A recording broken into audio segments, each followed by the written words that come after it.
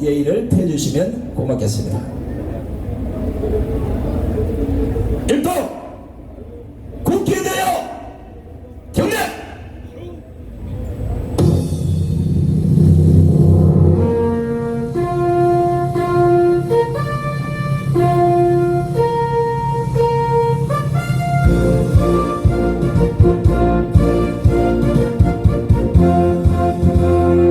나는 자랑스러운 태극기 앞에 조국과 민족의 무궁한 영광을 위하여 몸과 마음을 바쳐 충성을 다할 것을 굳게 다짐합니다.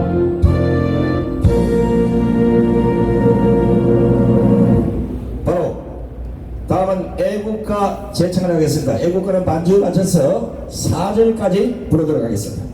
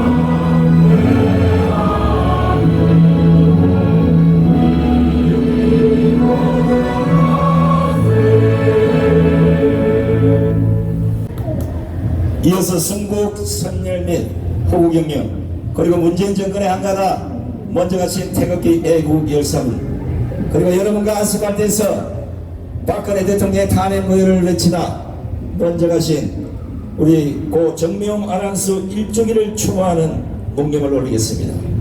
필도 묵념!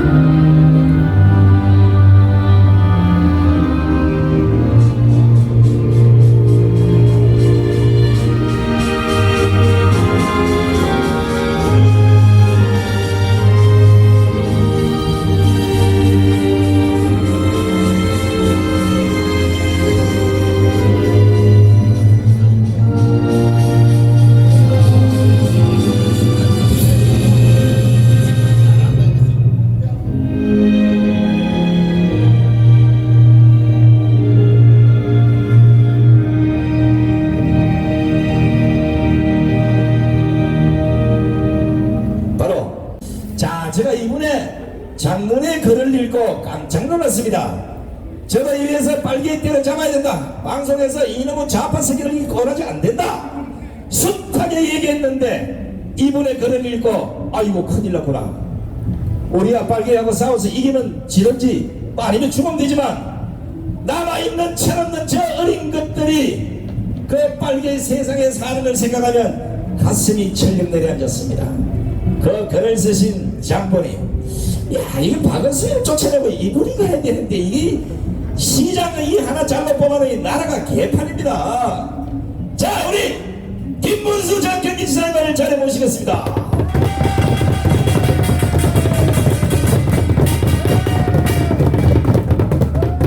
안녕하십니까. 반갑습니다. 오늘 이렇게 날씨가 매우 더운데도 불구하고 이렇게 건강하게 이 자리에 와주신 여러분들 바로 대한민국을 뜨겁게 사랑하기 때문이죠. 그러나 우리가 사랑하는 이 조국 대한민국이 지금 벌겋게 물들어 있죠. 여러분 보이시죠? 제가 옛날에 빨갱이 출신입니다. 제가 대학교 들어가서부터 당시에 신영복 아시죠? 신영복이 다닌 바로 그 서울대학교 상과대학을 제가 들어갔더니만은 통역당 사건으로 신영복이는 당시에 상과대학에서 제일 두목이었는데 사형 선고받고 2심에 무기가 됐고 결국은 20년 20을 살다가 감옥에서 전향서를 쓰고 나왔어요. 근데 전향서는 썼지만은 가짜 전향서예요. 본인의 말이 그렇게 인터뷰를 그냥 가짜다 이렇게 이야기했어요. 한명숙 씨 남편 아시죠? 한명숙 씨 자신도 한명숙 총리가 바로 이 통역장의 간첩에 들어가서 징역을 살다가 나왔는데 한명숙 씨는 나오게 된 이유가 자기 남편 박성준 씨가 15년형을 통역당의 두목 중에 한 사람입니다. 15년을 살았기 때문에 부부를 다 집어넣을 수 없다 싶어서 깎아서 좀 1년 좀 살다가 나왔어요. 아시겠죠? 부부 간첩단이에요. 이거 다 기록이 나와 있어요. 제 이야기가 아니에요. 그리고 제가 아는 선배들, 지금도 아주 중견 회사 아는 분들이라든지 제가 아는 분들 중에 상당수 그 선배들이 서울대학교 선배들이 통역당 사건으로 구속이 돼서 4년, 3년, 2년 많이 살고 그보다 더 많은 숫자가 전부 석방이 또 되기도 했어요. 한꺼번에 너무 많이 잡아서 넣었으니까. 그러니까 그 사람들을 왜 잡아놨느냐? 통역당 사건은 이 종로에 학사 주점을 차려놓고 북한의 돈을 받아가지고 김종태라는 사람이 경북 영천의 국회의원 김상도라고 있습니다. 김상도라는 국회의원의 바로 동생이에요. 김상도 국회의원도 통역당 간첩 사건으로 감옥에 갔어요. 근데 그 동생이 사형됐어요. 사형된 이 통역당의 주범 김종태는 바로 임자도, 전라남도 임자도에서 저 중국 산동반도 쪽으로 배를 타고 가서 해주항으로 들어가서 김일성이를 4번 만났어요.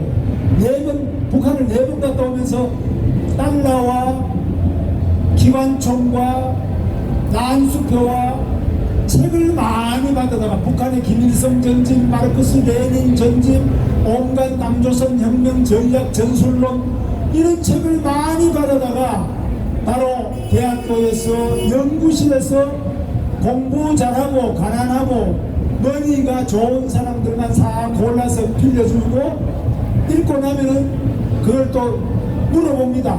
책을 읽어보니까 어떠냐? 그리고 앞으로 어떻게 활동할 거냐? 이래서 신영복이는 자기 자신이 바로 육군 사관 생도를 전부 좌경 의식화를 시키기 위해서 육군사관학교 교관으로 신영복이가 들어갔습니다. 그래서 육군사관학교의 교관이 돼가지고 교관이면은 학생들 학생 기록부를 볼 수 있습니다. 그 학생 기록부를 보고 집이 가난하고 저같이 초원 사람, 시골 사람들 공부 잘하는 여러 애들만 5명, 6명을 뽑아가지고 거기다가 공부를 시켜가지고 군인들 중에 간부, 장교 요원들의 생각을 빨갛게 물을 들이는 겁니다. 이게 전통적으로 중국 공산당에서도 황포 군관학교 거기 교관으로 들어가서 중국 공산당의 정예 요원들을 길러낸 겁니다. 그래서 이렇게 대학교뿐만 아니라 공부를 잘한다면 서울대학교, 고려대학교, 연세대학교 공부 잘하는 대학만이 아니라 또 육군사관학교, 해군사관학교, 공군사관학교, 사관학교까지도 다 들어가고 제가 활동할 때는 영천의 삼사관학교 교관도 제가 들여보냈어요. 제 후배를. 그런데 지금은 경북대학 교수로 합니다. 그래서 이 사람들 생각이 한번 빨갛게 물이 들면 아무리 제가 이야기를 하고 우리 은사 선생님이 불러서 김 교수 지금 그거 들려서 그거는 일제시대 때 이야기야. 암만 이야기해도 안 바뀌어요. 이 사상은 무서운 겁니다. 한 번 담배를 피우면은 담배가 해로워서 폐암이 걸립니다. 담배 피우면 죽습니다. 아무리 선전을 해도 못 끊어요. 똑같아요. 사상이 담배 끊는 것보다 더 어려운 게 사상입니다. 그래서 저는 지금 현재 어떻게 되어 있느냐, 많은 분들이 이 좌익들이 많은데 제가 감옥을 2번 갔는데요, 저는 2번 다 국가보안법 위반을 갔습니다. 제가 빨간 사람입니다. 그런데 2번째 갔을 때는 마침 대학교에 주사파들이 수십만이 생겼습니다. 그때는 전두환 대통령이 민주화를, 거의 민주화가 다 됐다, 서울의 봄이 왔다고 했는데, 이 서울의 봄에 찬서리를 끼얹으면서 계엄선포를 하고 광주에서 사람이 죽고, 또 김대중이를 사형선고를 하고 이러니까 광주부터 시작해서 전남대학교부터 5.18이 일어났죠. 또 각 대학교에서도 온갖 유언비어가 돌면서, 그때 학생사회가 이것은 국군 작전 통수권을 가지고 있는 미국 놈들이, 미국 군인들이 전두환을 안 막아서 이러지 않는다 해서 광주, 이 서울의 미 문화원이나 부산 문화원에 불을 사질렀는데, 이 미 문화원 방화 사건의 바로 그 주범이 지금 당시에 원주교구 지학순 주교 거기에 숨어 있다가 최기식 신부는 구속되고 지학순 주교도 긴급조치 구속됐습니다만, 이렇게 미국 대사관에 불을 지르는 일까지 일어났고, 정말 미군 부대를 그 다음부터 타격하고, 그 다음에 저녁에 계속 청계천에 단파 라디오를 사다가 북한의 구국의 소리 바로 통일혁명당의 소리, 주체사상 교육을 합니다. 이걸 듣고 그걸 뺏겨가지고 전 대학가에 퍼뜨립니다.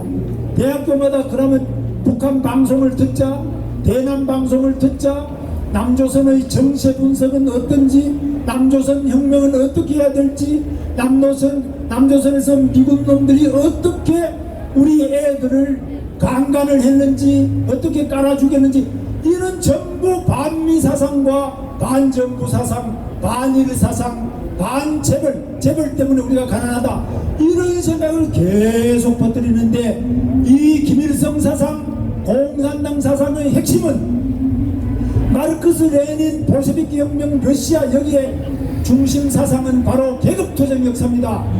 바로 돈 많고 지배계급이 가난한 자를 착취하고 못살게 한다, 이게 1번. 그런데 이 주체 사상은 뭐냐? 우리가 식민지를 겪은 나라에서는 일본 제국주의가 문제다.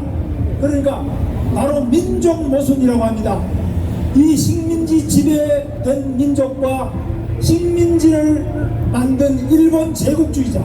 그런데 지금은 일본 제국주의에서는 해방했지만 미군 부대가 왜 이 서울에 있느냐, 미군 부대가 왜 대한민국 동두천 파주에 있느냐. 그래서 미군은 물러가라, 지금도 여기 미 대사관 앞에 가면 있습니다. 이렇게 반미 민족주의 사상, 김정은이라는 우리 민족끼리 동료 동지입니다. 그래서 김정은이가 우리 동지고 트럼프는 잠수 대상입니다. 아베는 물러가라, 대신에 중국 시진핑은 우리 친구야, 이런 빨갱이 사상을 계속 풀어내는데, 이것이 바로 민주노총, 100만 민주노총과 그리고 이 KBS, MBC, SBS 이 방송 언론을 다한 민주노총 산하의 언론노조가 다 잡았습니다.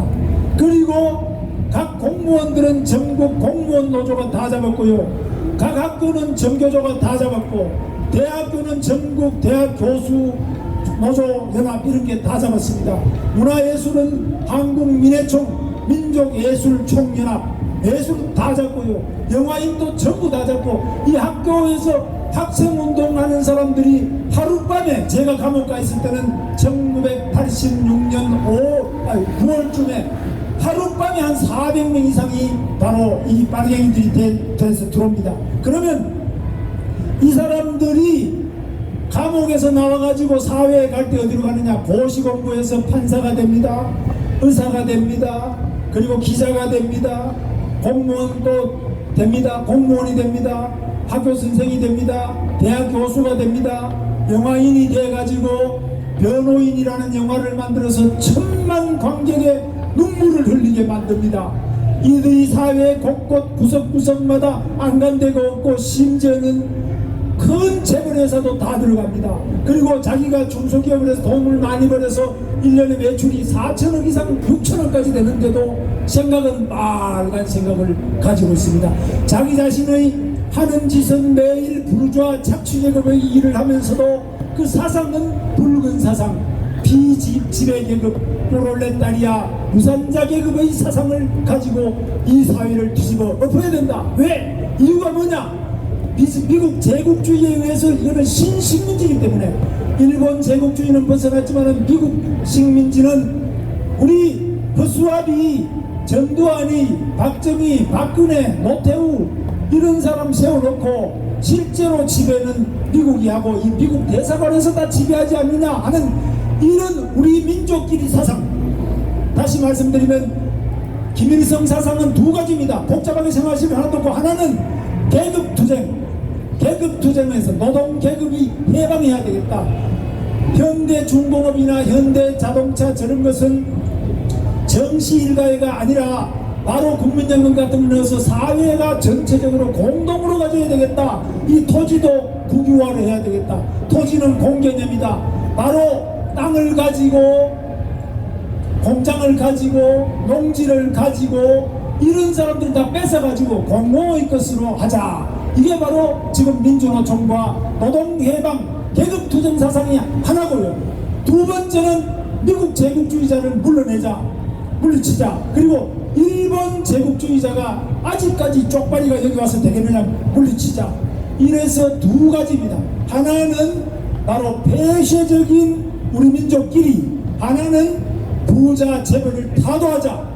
이 두 가지가 저 천주교 수호 대한민국 수호 천주교 모임에 와 있습니다만은 대수청 같은 데도 정의구현 사제단 사제들도 이런 사상을 가지고 늘 강론할 때 말하는 보면 늘 빨갱이 말을 하고 있어요. 근데 우리 신자들이 곧 나는 죽어서 전당을 가야 되는데 신부 말을 들어야지. 신부가 빨갱이 말하는 것도 듣고 예 사대강 반대하고 제주 미군기지 해군기지 반대하고 미군 물러가라 그러고 교수님 이선이 일부러 미국 놈들이 동두천에 그 탱크 가지고 애들 깔아 죽인 거 아니냐, 미국 소고기 먹으면 광우병 걸린다, 이런 빨간 생각에 물이 들어가지고 KBS, MBC 이래가지고 학생들까지 정교조 이야기 듣고 온 나라가 빨갛게 되고 온 나라가 엉망진창이 된 겁니다, 여러분. 제 말씀을 들으면 야 이거 어떻게 해야지. 이들은 하루 이틀에 한 게 아닙니다. 제가 관여할 때부터 따지더라도 벌써 60년이 됩니다. 60년 70년 공을 들여서 이들은 감옥 가서도 바뀌지 않습니다. 나와서 또다시 그 복원합니다. 조직을 감옥 다 사고 나와서 또 연락합니다. 지금요 한명숙 그냥 놀고 있을 것 같죠? 다 연락하고요. 지금 과거에 좌익 가던 사람, 저하고 같이 하던 사람, 감옥 갔던 사람, 안 가고 도망가서 피했던 사람 주변에 계속 새끼를 치고 있습니다. 지금 가만히 안 있습니다. 여러분처럼 모여가지고 이렇게 집회하는 것이 아니라 집회는 민주노총이 많이 하고 그들이 뒷구녕으로 앉아가지고 자기 사돈의 발전부터 새끼들부터 책을 주면서 읽어봐라. 우리가 못 사는 것은 미제국주의자들이 있기 때문이다. 이게 자주국가라고 볼 수 있느냐? 이거는 식민지 아니냐? 신식민지다.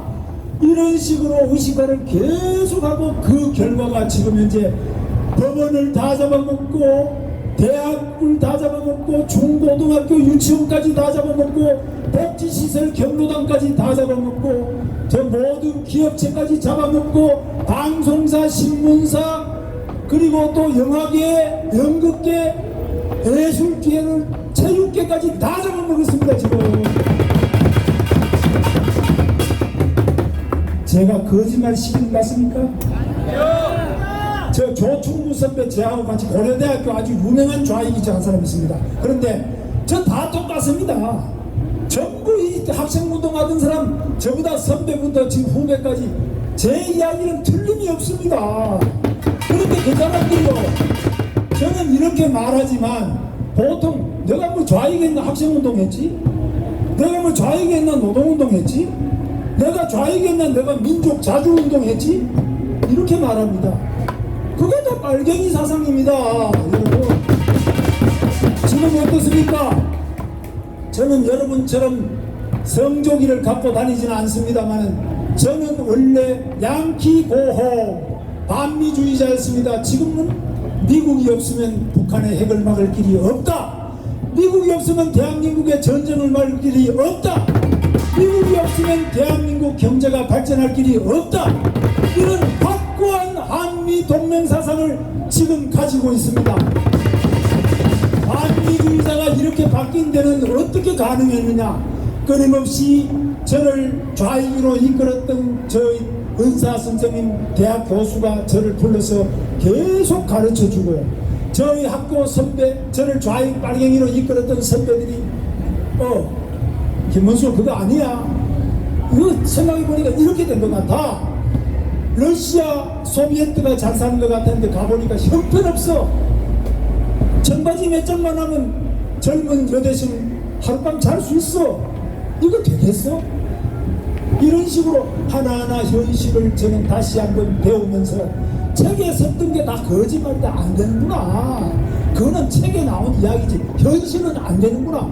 이것을 하나씩 배우면서 좌익을 벗어날 수 있는 겁니다. 그냥 깃발만 흔든다고 절대 좌익이 안 바뀝니다.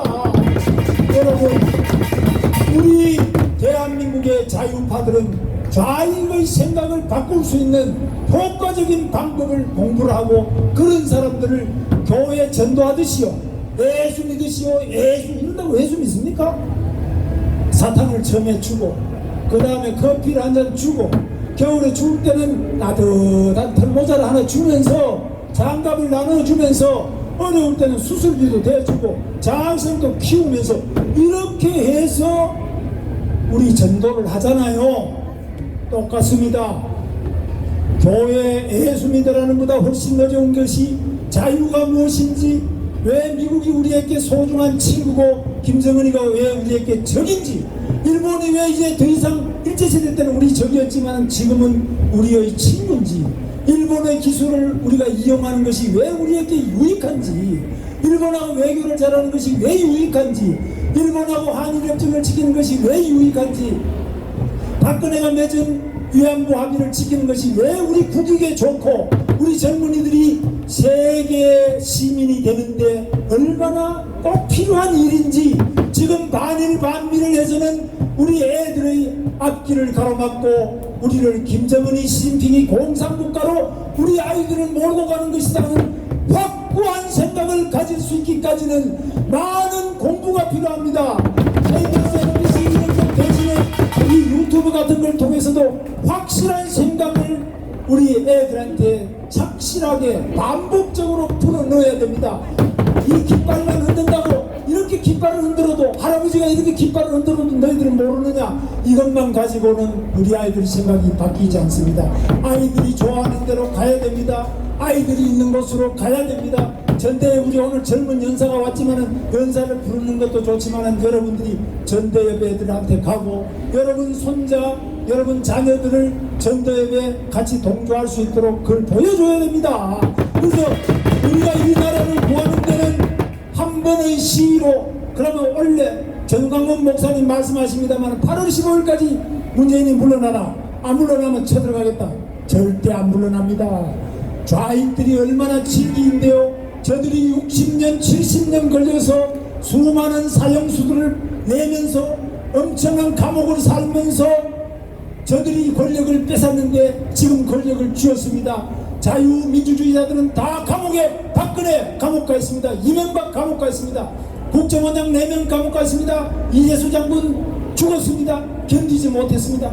이 많은 사람들을 다 감옥에 보내고 잡아놓고 죽음으로 모으는 저 좌익들이 쉽게 물러갈 것이라고 판단하면 안 됩니다. 우리는 여기에 바로 전략 전술이 필요합니다. 우리는 장기적인 대책도 세워야 되고 단기적인 8.15 대책도 세워야 되고 다음 주 대책도 세워야 되고 우리 손자를 어떻게 생각을 바꾸는가 대책도 세워야 되고 지금 미국에 가서도 빨갱이 지당은 우리 교포들을 어떻게 바꿀 것이냐. 가까이 멀리 그리고 오늘 그리고 10년 뒤 이 모든 계획을 함께 세우는 그런 머리를 맞대서 우리가 우리 역량을 효과적으로 배치해야 됩니다.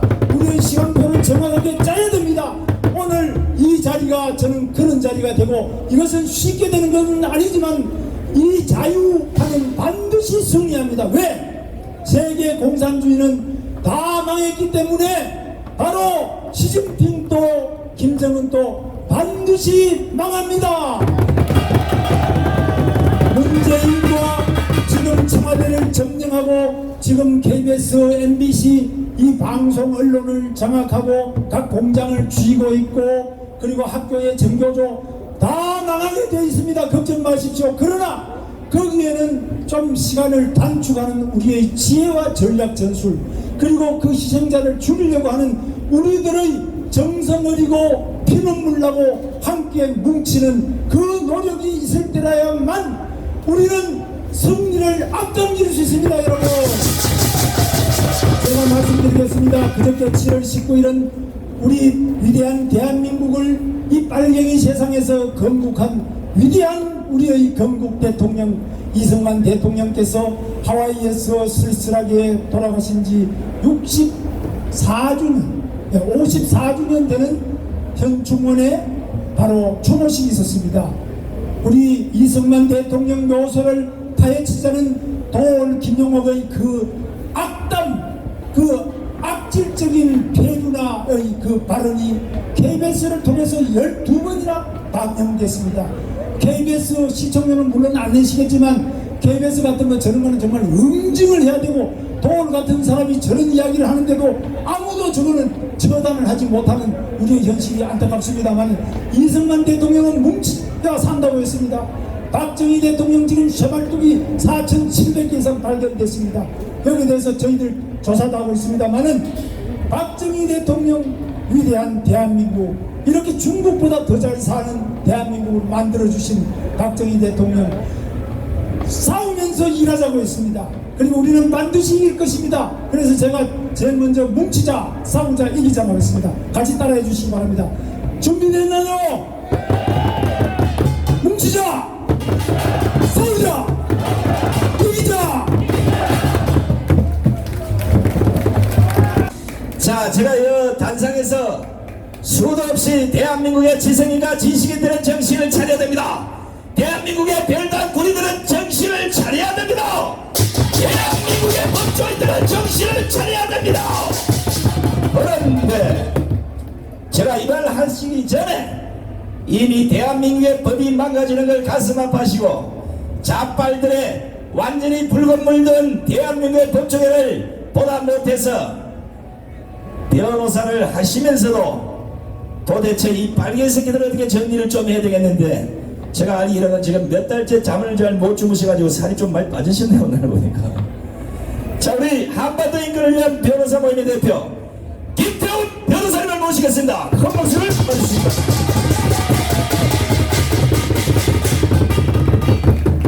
네, 안녕하십니까. 저는 여기 별로 온 적이 없어서 이 단에 저 김태훈 변호사라고 합니다. 엊그저께 7월 17일 날 제71차 지원절 행사를 저희는 헌정기념관에서 가졌습니다. 거기에 우리 아까 김문수 지사님도 참석하셨고 거기에서 우리 변호사 37명이 문재인 대통령에게 청원서를 보냈습니다. 지금 홈페이지 들어가서 청원하는 거 말고요. 헌법 26조에 의한 정식의 청원권을 행사했습니다. 제일 먼저 국가 계속성을 부정하겠다. 지금 문재인 대통령은 말마다 자기가 촛불혁명에 의해서 취임했다고 주장하고 있습니다. 혁명에 의해서 취임했다고 했습니다. 어느니 대한민국 자유민주주의에 의한 선거에서 당선됐음에도 불구하고 자유민주주의 계속성을 인정해야 됨에도 불구하고 혁명에 의해서 취임했다고 했습니다. 그게 무슨 뜻이냐? 초법적인 운영을 하겠다는 것입니다. 그것이 바로 여러분들도 잘 알다시피 모든 분야에 있어서 법치 파괴로 나가고 있습니다. 대통령은 헌법 66조에 따라서 국가의 계속성을 수호할 책무가 있는데 문재인 대통령은 스스로 국가 계속성을 부정하고 있다고 스스로 자행을 하고 있습니다. 이것은 헌법 위반입니다.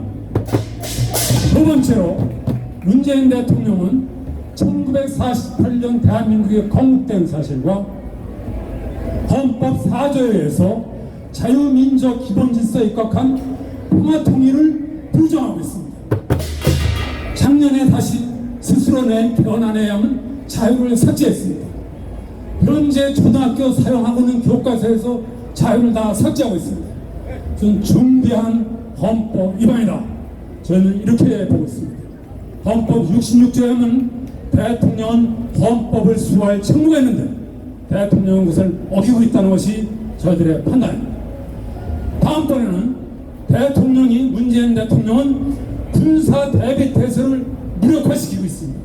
잘 아시다시피 전시 작전권을 조기에 전환하고 9.19 군사 합의에 의해서 우리의 군사 대비 태세를 완전히 무력화하고 있습니다. 헌법 66조에 하면 대통령은 국가를 보유하고 영토를 보존할 의무가 있는데 영토를 보존할 의무를 스스로 포기하고 있습니다. 그것은 헌법 위반입니다. 다음에는 경제입니다. 여러분 잘 아시죠?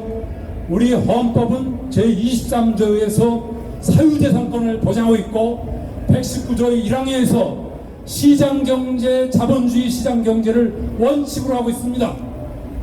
그런데 현 문재인 대통령은 소득주도 성장이라는 이름하에 최저임금제를 강행하고 있습니다. 최저임금제가 뭡니까? 나는 8,350원 안 받아도 좋으니 7,000원만 받아도 좋으니 일하고 싶다 해도 하면은 주는 사람이 징역을 가게 되어 있습니다. 아무리 적게 받고 일을 하고 싶어도 일할 수가 없습니다. 또 주 52시간제 나는 12시간 일하고 싶다 11시간 일하고 싶다 안 된다. 주 52시간만 일해야지 그 이상 일하면 징역을 간다. 이것은 완전히 우리 헌법에서 말하는 계약자의 원칙, 행복주권, 근로의 권리, 생존권을 전부 부정하는 것이다. 이것은 바로 이 공산주의 정체주의가 무엇이 알겠습니까? 나는 5,000원만 줘도 일하고 싶다. 나는 11시간 일하고 싶다. 안 되는 겁니다. 이런 세상에 어디 있습니까? 최저임금제, 주 52시간제, 또 이 탈원전 정책, 탈원전 원자력 이용은 언제부터 된 겁니까? 1958년 이승만 대통령 때부터 우리나라가 아프리카보다도 못 사는 그 시대부터도 우리가 살 길은 오직 머리다, 두뇌다. 그래서 원자력의 평화적 이용을 위해서 60년 이상 개발해 옵니다. 드디어 APR 1400이라는 차세대의 원전 기술을 우리가 확보해서 여러분들도 잘 아시다시피 미국에서 최초로 인증까지 받았습니다. 이것을 60년 이상 개발해오고 앞으로 우리가 100년을 살 100년대의 원전 기술을 5년 임기의 문재인 대통령이 2017년 6월에 탈원전 선언 한마디로 신규 원전 건설 백지화, 건설 중단 모두 의식이 되어버렸습니다. 어떻게 이럴 수가 있습니까?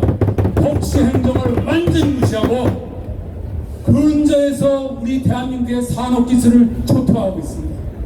우리 어떻게 살아야 됩니까? 원전기술 수출도 못하고 있습니다. 지금 원전에 종사하던 사람들 뿔뿔이 다 터지고 있습니다. 학생들 원자력공학과가 다 없어지고 있습니다. 우리가 남아있는 건 머리 하나뿐인데 이 원전기술을 탈원전을 이렇게 나라를 망쳐도 됩니까 여러분들? 이 사람이 탈원전 선언하면서 한 날이 5.16 추석이에요.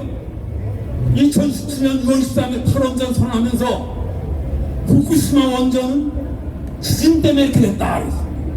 완전히 거짓말이에요. 쓰나미 때문에 그랬지 지진이 아닙니다. 또 수령이 지나간 것은 세월호가 왔다고 했어요. 전혀 안 맞습니다. 이렇게 맞지도 않는 이론 근거에서 탈원전 선언을 하고 그것을 밀어붙인다. 법의 개정도 없습니다. 이 사람들은 공론화위원회를 얘기하는데 법에 근거 없어요. 국무총리가 그 어떻게 법보다 우선합니까? 우리는 이미 60년 이상 최소한 여러 가지 저탄소 성장법, 전기사업법, 에너지교원법, 에너지법 여러 가지 법을 거쳐서 공론화 절차를 거쳐가지고서 원전 계획을 차곡차곡 세워놨는데 하루아침에 탈원전 선언 한마디로 이렇게 무력화시켜도 됩니까? 또 그뿐만이 아닙니다. 이 민노총을 사용해가지고 지금 모든 산업기술 현장에서는 공장이야 망하든 말든 근로자야 지금 10% 근로자, 민노총은 4%밖에 안 됩니다. 이 4% 근로자들이 대기업과 공공기업을 꽉 쥐고 나머지 90%의 근로자들이 죽든 말든 현대중공업이 대우중공업을 인수해가지고 어떻게든지 살아보려고 몸부림치는 거를 극한 투쟁을 못하게 하고 경찰관을 때리고 국회를 이 철장을 부숴버리고 왜 또 법원에서 이런 사람을 민노총 위원장을 적부심으로 풀어준지 모르겠어요. 6일 만에 속방이 돼가지고서는 다시 또 머리에 붉은 띠를 들고 불법 시위를 또 선전을 하고 있습니다. 여기에 법 위에 국민 위에 민노총 공화국입니다. 지금 이 검찰 경찰 자기네들끼리 수사권 조정 자기들끼리만 싸움을 하지 막상 이 민노총을 왜 단속을 안 합니까? 대검찰청 민노총이 전가하니까 검찰총장이 뒷문으로 도망같이 쫓겨가면서 뭐 수사권 조정에서 인권을 보장한다고 주장을 해. 너무나도 가식적입니다. 민노총 머리만 들으면 검찰 경찰 모든 수사권은 가만히 있어요. 자, 대통령은 뭡니까? 헌법을 수호할 책무가 있고 대통령이야말로 법과 질서의 상징이 되는 사람입니다. 그러면 문재인 대통령은 당연히 수사 지시를 해야 됩니다. 침묵입니다. 침묵은커녕 오히려 이건 진짜입니다. 2018년 경산호위 때 민노총은 그동안의 진정성을 보여줬다. 이 자리에 아는 것이 참으로 아쉽다. 뒤맞히는 소리만 하고 있어요. 반면에 문재인 대통령 박찬주 대전 갑질의혹 수사하라. 세월호 유착의혹 경영문건 수사하라. 버닝썬 김학의 차관 수사하라. 한이 없어요. 또 여기 과문광장에 우리 공화당이 천막 철거한 거를 경찰이 미원대처해라. 이런 수사를 하면서 백주에 이렇게 평행하는 민노총, 정부만 폭력면허 받은 민노총 왜 말 안 합니까? 이것은 단순한 직무유기 수준이 아닙니다. 이미 민노총은 대한민국의 법질서, 기초질서를 붕괴시키고 있어요. 이것을 대통령이 묵인한다. 이것은 그야말로 대한민국의 헌법 소지가 없는 겁니다. 헌법재판소에서 박근혜 대통령 탄핵할 때 뭐라고 그랬어요? 헌법 소지가 없다 해서 탄핵했습니다. 바로 이겁니다. 대한민국 근본 질서를 무너뜨리는 이 조직 폭력배 같은 민노총의 횡포를 수수방관하면서 비율을 맞춘다. 이 자체는 여러분 뭐겠습니까? 여러분, 우리는 중물이건 물어야 됩니다. 그 밖에도 이 경제의 모든 것이 붕괴되고 있습니다. 한국 유치원 초등학교에 왜 사기 교육법을 적용을 해가지고 왜 뺐고 항의한다고 설립공학 취소해버리고, 대한항공 그 사람 좀 뭐 했다고 말이죠. 이사 연임안을 분별시켜버리고 이 기업계 운영을 마구 침입하고 있습니다. 또 4대 항복, 여러분 이 4대 항복이 벌써 건설된 지가 10년이 됐습니다. 이 4대 항복가 과연 이렇게 녹조 현상이 있고 환경을 처리한 게 누구가 압니까? 지역 주민이 제일 잘합니다. 지역 주민들은 다 좋다고 그러는데 왜 이걸 부수려고 합니까? 몇천억 들여서 지은 걸 몇천억 들여서 부수겠더니 이거야말로 법치행정을 위반하고 국가 기관시설을 파괴하는 중대한 범죄입니다. 그 밖에도 또 언론을 장악해서 또 표현의 자유를 침해하고, 우리가 그나마 숨통을 찌를 유튜브 방송했더니 그거 가지고 가짜 뉴스라고 또 단속을 하고요. 여러분, 대한민국에 살 수 있는 건 언론의 자유가 있기 때문에 그런데 여러분, 우리가 답답해서 못 살겠습니다. 제가 그동안에 북한인권법 통과를 위해서 13채에서 화해 집회를 했었습니다. 왜 했습니까? 북한 주민들은 알 권리를 찾기 희망합니다. 여러분들, 북한 주민들에게 제일 물으면 뭐가 제일 갖고 싶냐 물어보면 여러분 답이 뭘 것 같습니까? 가요. 저는 놀랐어요. 아, 이분들은 아이고 생명권 죽는 거, 정치범 수용소 가는 거, 먹는 거 그게 아니다. 알 권리였습니다. 알 권리. 알고 있으니까 이게 북한 주민들의 공통된 현상이었습니다. 제가 2006년부터 지금까지 11년간을 북한인권 대한변협의 북한인권 특별위원장을 했고 국가인권위원회에서 6년간 재임하면서 북한인권 특별위원장을 했는데 그때마다 물어보면은 알 권리였습니다. 이 대한민국에서 바로 이 알 권리가 사라지고 있습니다. 그걸 찾아야 됩니다. 네, 그 밖에 드릴 말씀이 많습니다. 사실 한 가지만 말씀드리겠습니다. 지금 우리가 다시 이 경제가 위기에 봉착했습니다. 이것을 바로 저 사람들은 절호의 기회로 삼아가지고 한일전에서 나빠진 경제를 일본 때문에 핑계를 삼고 있습니다. 그리고 여러분들 잘 아시고요. 이 원인 누구에 있다는 것을 이미 1965년 한일 협정할 때 이미 준용배상 이미 다 포함이 됐습니다.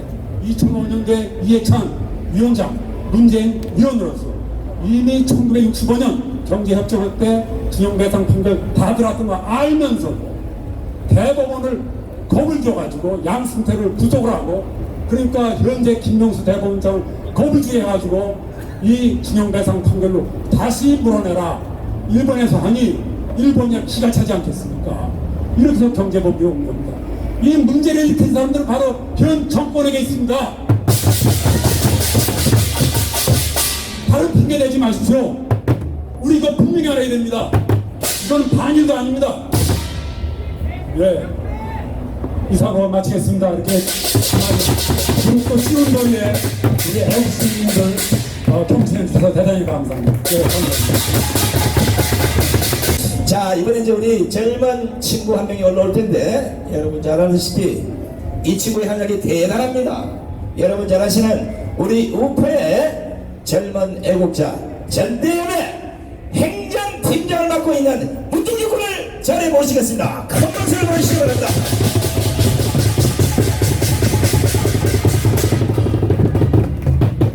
네, 반갑습니다. 존경하는 민주시민 여러분.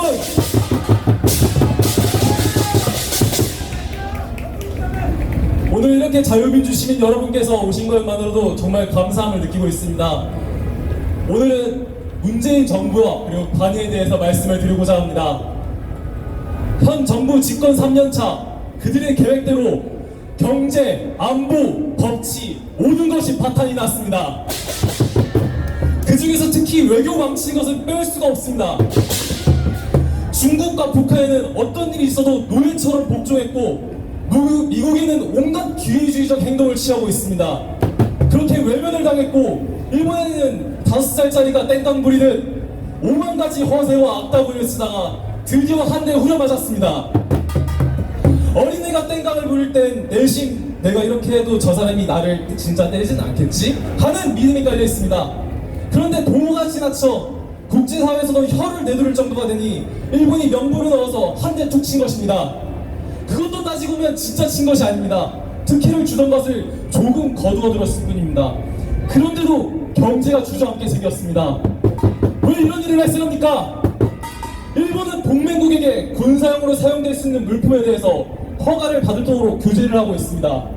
그리고 신뢰할 수 있는 동맹국들에게는 이 허가 절차를 간소화하여 특혜를 주고 있습니다. 그런데 문재인 대통령이 트럼프와 아베 삼국 정상회담에서 일본은 우리의 동맹국이 아니라고 밝혔습니다.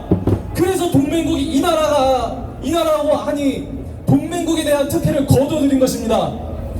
현재 반도체와 디스플레이 관련 소재 3종에 대해서 규제를 했음에도 이는 대치가 불가능한 국산화 불가능에 가까워 한국은 급소를 맞은 것과 같습니다. 러시아에서 대치재를 구했다는 뉴스가 있었으나 사용할 수 없는 수준으로 밝혀졌습니다. 이것은 시작에 불과합니다. 한일 관계가 확전되어서 한국이 화이트리스트에 완전히 배제될 경우 최소 1112개의 품목에서 규제가 이루어지게 됩니다. 더욱 심각한 것은 금융 분쟁입니다. 현재 한국에 들어와 있는 일본 금융의 규모는 69조 원에 달할 것으로 추정되고 있습니다. 이 69조 원의 이 자금들이 회수된다면 수출 규제보다 더 심한 경제적 타격이 예상됩니다. 양국 간의 무역 규조가 100조 원에 달할 만큼 크고 아무리 경제 대국 일본이라도 이 정도의 피해는 쉽게 각오할 수준이 아닙니다. 그렇다면 일본은 왜 이런 조광수를 주는 것입니까? 이거에 대해서 반자유주의 언론들은 이렇게 얘기를 하고 있습니다. 첫째로 참여연 선거용 공세라는 분석이 많습니다. 그러나 이 설득력은 없습니다.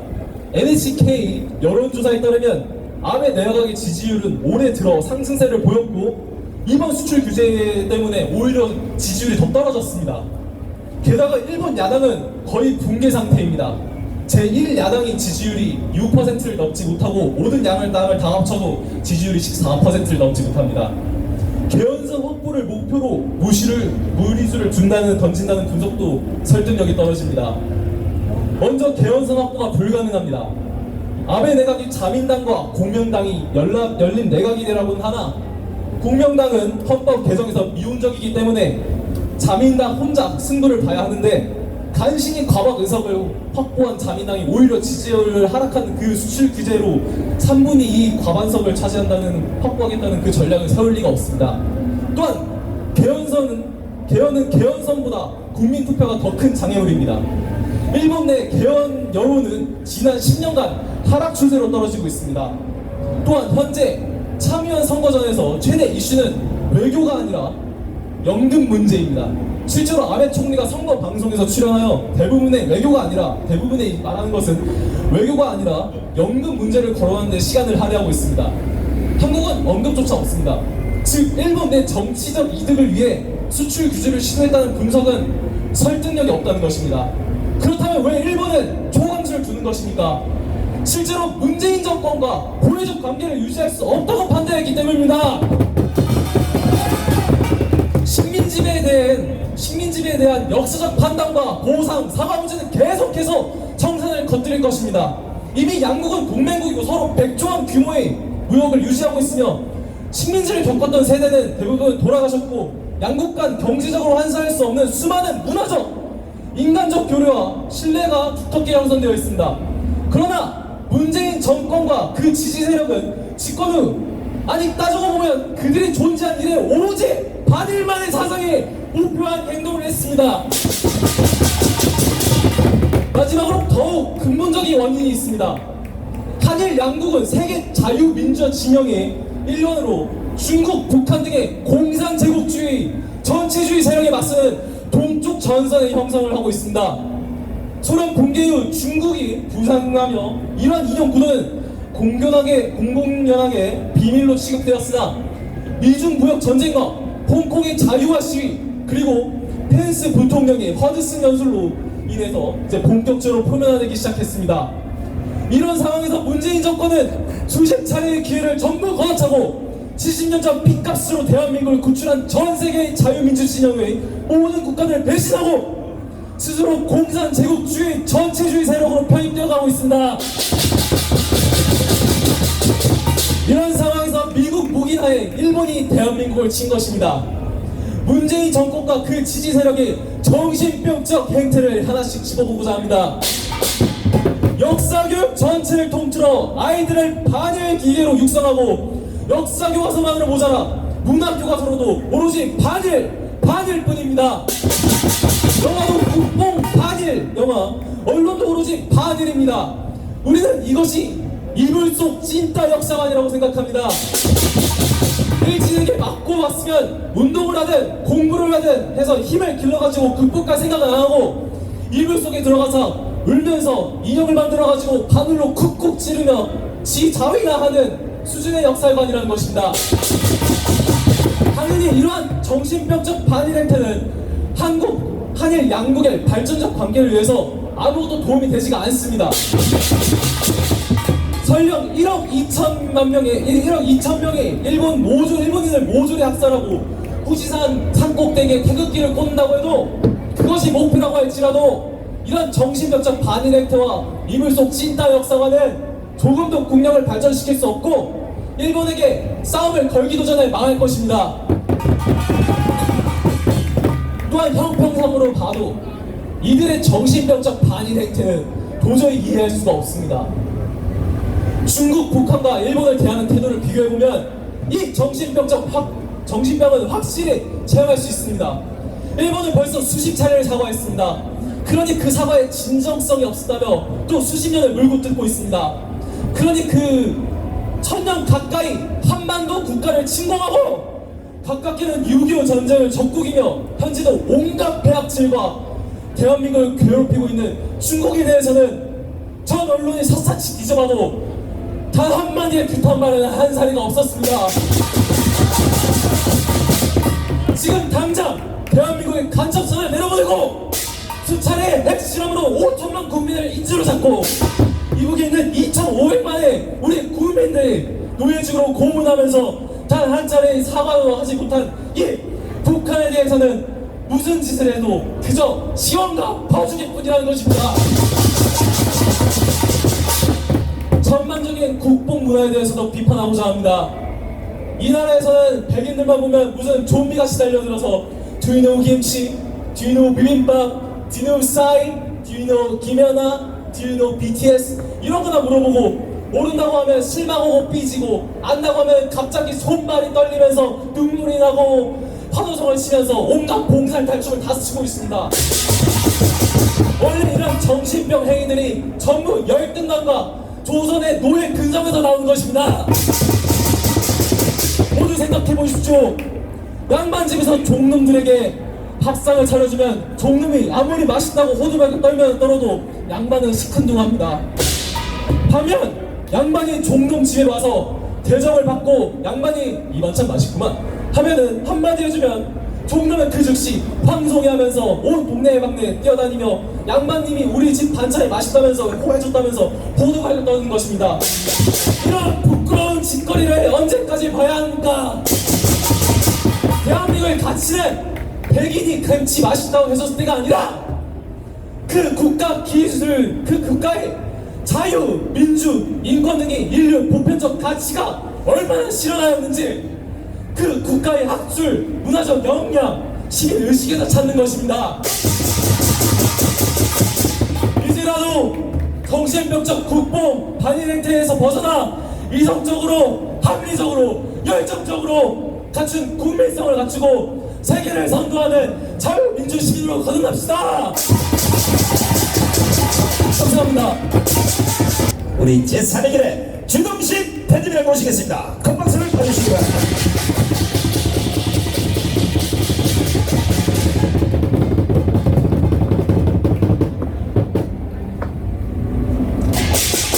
안녕하세요. 방금성에 받은 주동식입니다. 우리나라 사람들이 외국에 나가면 무조건 애국자가 된다고 그럽니다. 그런 말씀 많이 들어보셨죠? 그런데 해외에 나가는 것보다 더 확실하게 애국자가 되는 방법이 있습니다. 뭔지 아세요? 대통령이 되면 됩니다. 대통령이. 앞으로 여러분 자녀가 애국자가 되기를 원하시면 반드시 대한민국 대통령을 만들어 주십시오. 왜 대통령이 되면은 애국자가 될 수밖에 없느냐? 이게 당연합니다. 뭐 특별하게 애국자가 대통령이 되시는 것도 있겠지만 대통령이 되시면은 애국자가 되지 않을래야 되지 않을 수가 없다고 그럽니다. 왜냐? 5천만 명 대한민국 국민의 운명이 자기의 어깨에 걸려 있다는 것, 이게 붙어 있다는 것, 자기가 이걸 책임을 지고 있다는 생각을 하면 이 대한민국 나라를 사랑하지 않을 수가 없는 겁니다. 그러니까 뭐 대한민국에 좌파 대통령도 있었고 우파 대통령도 있었지만 그분들이 방법론은 달랐지만 그래도 대한민국 나라 잘 되게 하려는 그 기본적인 애국심은 큰 차이는 없었다고 봅니다. 그래서 이 대통령이 되면은 사랑한다는 것의 특징이 뭡니까? 사랑하면 어떻게 합니까? 막대합니까? 사랑하면 막대하지 않습니다. 어머니들, 자식들 어떻게 대합니까? 조심조심하잖아요. 불면 날아갈세라, 만지면 깨질세라. 굉장히 조심하는 게 사랑한다는 증거입니다. 어머니들이, 여기 어머님도 다 뭐 계시고 아버님도 자식 키워보셨겠지만 애들 먹을 거 함부로 아무거나 먹입니까? 너 먹고 처먹고 죽으려면 죽고 말아라 그렇게 줍니까? 대통령도 마찬가지입니다. 이 나라의 어떤 것을 책임을 지고 있기 때문에 굉장히 조심합니다. 우리가 역대 정권이 잘못한 것도 많고 공무원도 많이 요구 많이 하고 그랬지만 이 사람들이 대충대충 하는 것 같지만 그렇지 않습니다. 정책 하나 만들어서 실행을 하려고 그러면 수십 번 수백 번 검토하고 시뮬레이션하고 필요할 경우에는 일부 실험적으로 실행해보고 그래도 문제가 없다 싶으면 실제로 정책을 실행하는 것입니다. 이게 정부가 국가가 하는 기본적인 역할이거든요. 그런데 이렇게 대한민국 모든 대통령이 그래도 나라를 사랑했는데 여기서 예외가 있습니다. 누군가요? 문재인입니다. 이 문재인은 전혀 나라를 사랑하지 않고 대한민국을 가장 증오하고 무슨 수를 써서라도 대한민국을 망하게 하겠다는 목표로 대통령이 된 자입니다. 뭘 보고 할 수 있냐? 아까 말씀드렸잖아요. 이 어머니 부모님이 아이를 사랑하시면은 먹는 거 하나도 굉장히 조심하시고 서로 잘못해서 뭔가 잘못 먹고 애가 잘못되면 난리가 납니다. 예? 없고 병원으로 뜁니다. 근데 문제는 어떻게 하고 있습니까? 탈원전 해가지고 난리가 났어요. 최저임금도 해가지고 난리가 났습니다. 소득주도시장에서 난리가 났어요.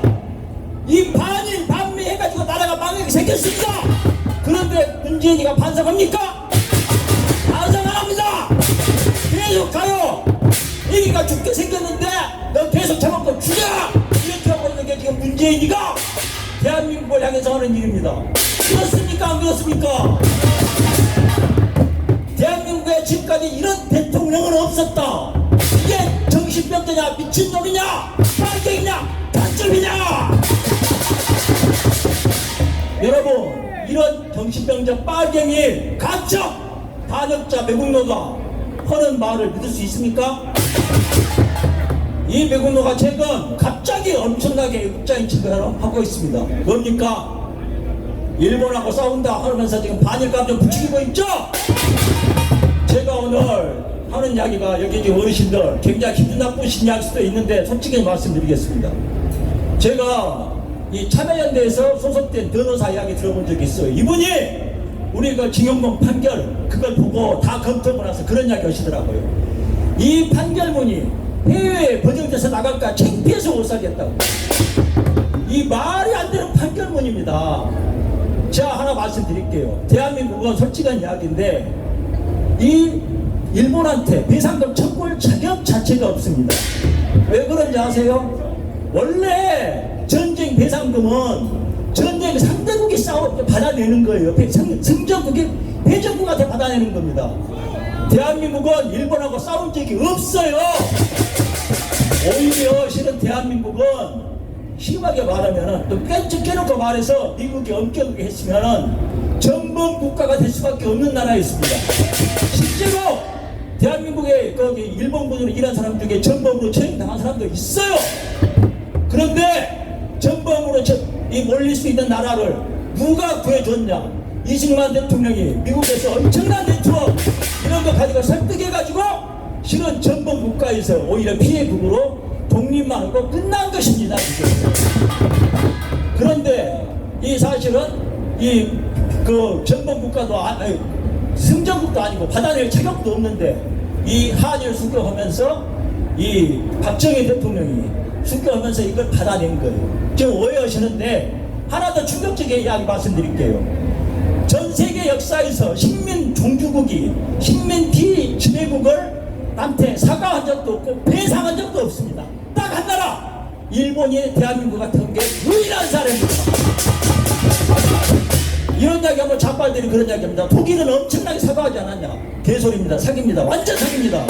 독일은 뭘 사과했냐? 식민지배를 사과한 게 아니라 아우슈비츠 같은 그 반인륜적 범죄, 그 학살을 사과한 거지 식민지배 사과한 적이 한 번도 없습니다. 유일하게 식민지배를 사과하고 걔까지 돈까지 물어낸 나라가 일본이 대한민국과 된 것뿐입니다. 아까 제가 전쟁 승전국이 패전국한테 받아내는 게 전쟁 배상금이라고 하는데 그런 점에서 보면 사실은 돈 받아낼 자격이 있는 나라가 중국입니다. 중국은 일본하고 싸웠어요. 그러니까 전쟁 배상금 받아낼 수가 있습니다. 근데도 깨끗하게 포기했어요. 대한민국은 자격도 없으면서 받아냈습니다. 그것도 박정희 대통령이 굉장히 신경 써가지고 애써가지고 받아내신 겁니다. 근데 그거 아시니까 오히려 이제 일본하고 한국에 수교 협상을 하면은 서로가 계산서를 들고 나옵니다. 나는 너희한테 얼마 받아야 돼. 나는 너한테 얼마 받아야 돼. 원래 이승만 대통령 시절부터 한일 수교 협상을 했어요. 선사는 안 됐지만 그때 일본이 들고 나온 돈과 한국이 들고 나온 계산서가 얼마인 줄 아세요? 한국이 5억 달러 계산해서 갖고 나왔습니다. 우리가 너희 때문에 5억 달러 손해봤으니까 5억 달러 물어내라. 이거 나름대로 다 조사해서 나온 거예요. 일본이 얼마 들고 나온지 아세요? 50억 달러 넘게 들고 나왔습니다. 그러니까 조사를 해보니까 근거 있는 걸 해보니까 일본이 한국한테 받아낼 돈이 10배가 넘었다는 겁니다. 기분 나쁘시죠? 기분 나쁘시지만 엄연한 사실입니다. 이거 역사 이거 다 기록이 남아있어요. 그런데 일본이 그 돈 다 포기했습니다. 포기하고 오히려 한국이 요구한 돈 5억 달러 이상 주었습니다. 그 5억 달러가 얼마 되는 돈인 줄 아십니까? 지금은 굉장히 적은 돈 같죠? 그때 일본 외환보유고의 절반이었고 일본 1년 예산의 20%가량 됐습니다. 그러게 어마어마한 돈을 준 거예요. 그리고 또 그게 무슨 문제인 줄 아세요? 일본에서 아니 한국에서 살던 일본 사람들이 있지 않습니까? 말 그대로 완전히 탈탈 절리고 하나도 못 갖고 일본으로 쫓겨갔습니다. 이 사람들 전부 거지처럼 비참하게 살다 죽어갔어요. 원래 이 한일 수교 협상하면 그 사람들 돈도 받아내야 되는 겁니다. 근데 일본이 깨끗하게 포기했습니다. 그 사람들 비참하게 죽고 살다가 죽었어요. 그러니까 실은 한국한테 준 돈은 일본이 자기 국민들한테 줄 돈도 다 빼가지고 한국한테 준 거라고 이해를 하셔야 됩니다. 그냥 애국하니까 한국만 무조건 지냈다 그러면 애국인 줄 아십니까? 그게 아닙니다. 정신 차려야 됩니다. 지금 한국이 하는 이야기 해외에 나가면 통할 것 같습니까? 여러분 트럼프가 한국 편 들어주는 것 같습니까? 오늘 아침에 보도 나오니까 그런 이야기 했더라고요. 아예 트럼프가 양 공개를 해버렸습니다. 문재인이 대통령이 자기한테 연락이 왔다. 도와달라고 한일 협상. 나 그랬다. 일본하고 당신하고 둘이서 똑같이 요구해오면은 내가 협상에 나서겠다. 그 이야기는 뭔 이야기입니까?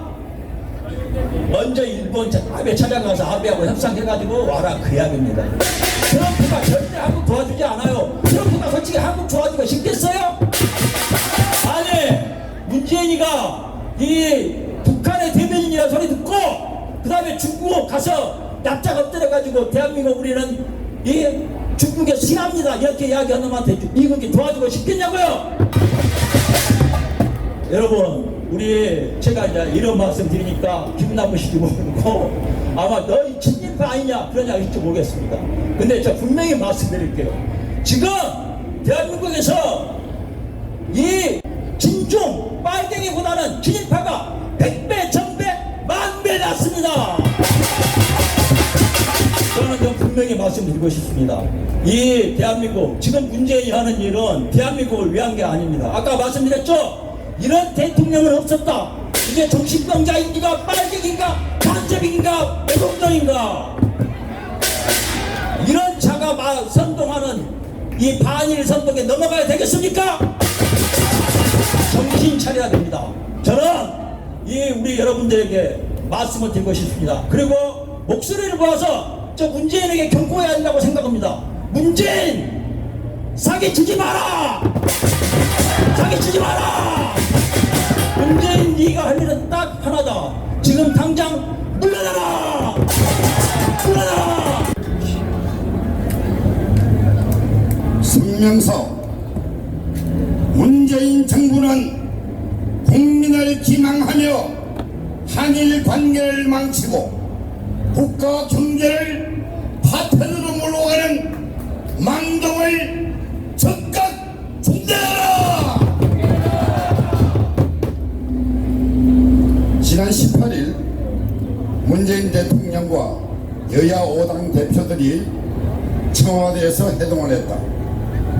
결국 합의문조차 내지 못한 이 회동에서 현재의 심각한 상황을 대일 특사 파견 등 외교적으로 해결해달라는 야당 대표들의 요청에 대해 문 대통령은 피해자들의 동의와 국민 공감대가 기본이라는 믿기 어려운 답변을 했다고 한다.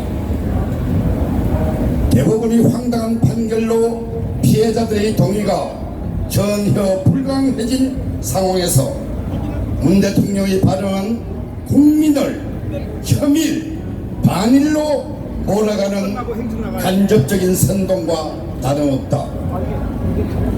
작년 10월 대법원 판결이 직접적인 도화선이 되어 극단으로 치닫고 있는 강제징용 피해 보상 문제는 지난 1965년 한일 청구권 협정을 통해 완결된 사안이며 노무현 정부 때에도 이를 명시적으로 확인한 바 있다. 그럼에도 불구하고 김명수 대법관 체제의 대법원이 문재인 정부와 코드를 맞춘 판결을 내림으로써 오늘의 사태를 자초한 것이다. 문재인 정부는 북핵의 위협 속에 제 스스로 만든 평화 쇼에 도취되어 중국과 북한으로부터 무시당하면서도 동맹국 미국과 일본에는 등을 돌리는 경거망동으로 고립을 자초하며 국가의 안보와 경제를 파탄으로 몰아가며 국민을 혐일, 반일로 선동하고 있다.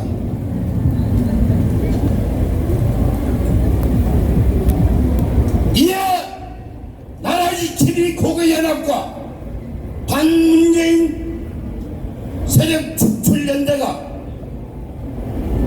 문재인 정부와 정치권, 사법부와 언론동에 아래와 같이 강력히 촉구한다.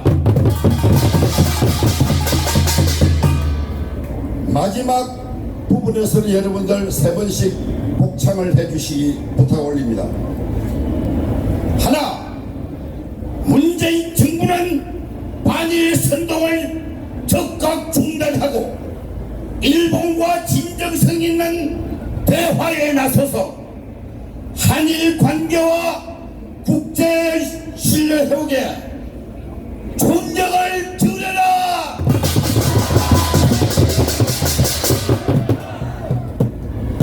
세 번 해주시기 바랍니다. 둘, 문재인 정부는 지난 청와대 회동에서 야당 대표들이 건의한 한일 정상회담, 대일 특사, 국가대책회의 구성 등 가능한 모든 대책을 마련하라.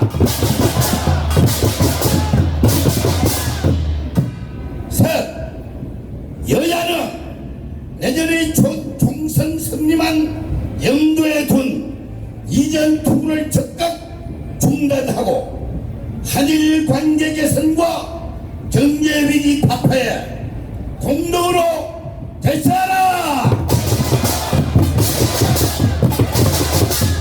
네, 정권과 코드를 맞추며 편향된 판결로 법치를 위기에 내몰고 나라를 혼란에 빠뜨리고 있는 김명수 대법원장은 대호 각성하고 국민 앞에 사과하라. 다섯, 언론은 정권의 나팔수가 되어 민족 감정을 자극하며 국익을 해치고 국격을 떨어뜨리는 망동을 즉각 중단하고 권력을 비판하는 본연의 소임을 다해라. 2019년 7월 20일 나라TV 고연합 반 대한민국 세력 주체인데 또